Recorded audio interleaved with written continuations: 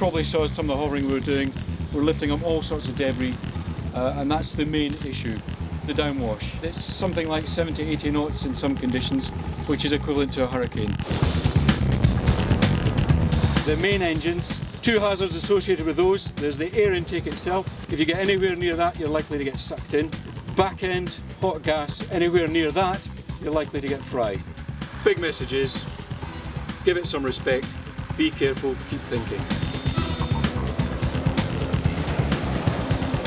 We're here with the Augusta 101 behind us to familiarise the pilots with the location and to also give our camera helicopter the capacity to learn how close it can work with the 101 and how low we can fly around the location and the set we've built.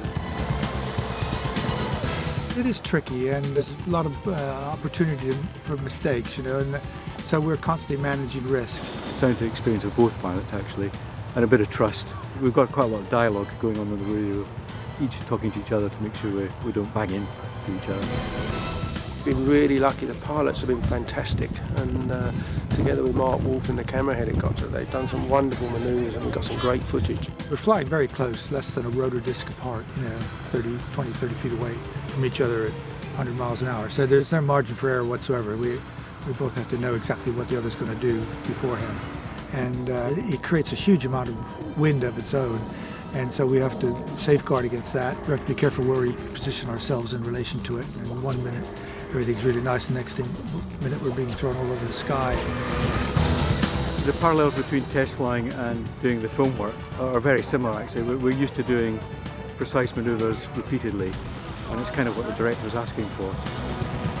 It's interesting, it's like casting, you know, we cast that helicopter, you know, to fill this role, and it has that kind of macho, bad guy feel to it.